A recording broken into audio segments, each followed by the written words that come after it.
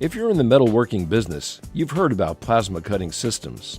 Plasma's combination of cut quality, productivity, and versatility make it one of today's most popular industrial cutting processes. But first, what is plasma? Plasma is often called the fourth state of matter. Let's take a look at the three other states we're all familiar with. They are solid, liquid, and gas.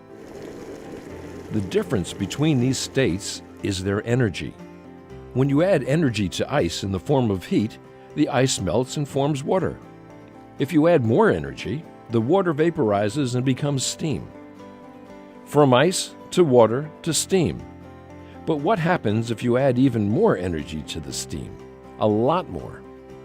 If you could heat it to 11,700 degrees Celsius, the steam would break up into a number of component gases. It would also become electrically conductive or ionized. This high-energy ionized gas is called plasma. Plasma is created when you expose a gas to very high temperatures or when you pass electricity through it.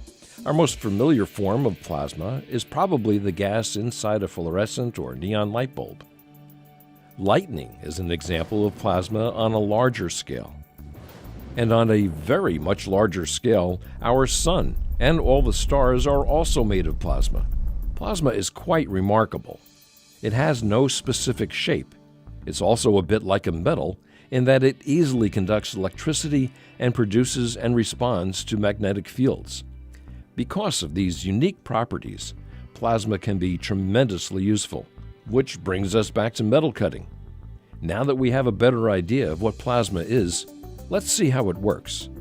Here's the inside of a plasma torch, the kind typically used on cutting tables. Compressed air, nitrogen, or other gases provide a source for the plasma. In this example, a second inert shield gas is used to protect the workpiece and blow off melted metal. The electricity supplies the energy needed to turn the gas into plasma. The greater the current, the hotter the plasma.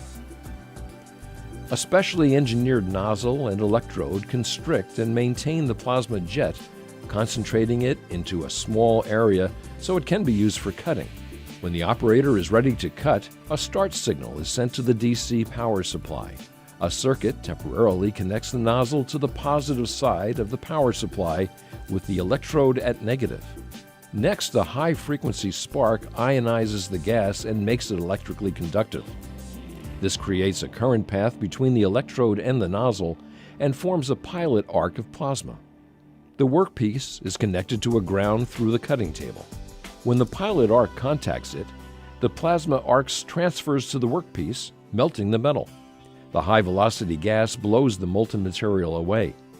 And that brings us to the end of our brief journey into the fourth state of matter, brought to you by Messer Cutting Systems and our friends and partners at Hypertherm. If you'd like to know more about plasma cutting solutions, we're always ready to help.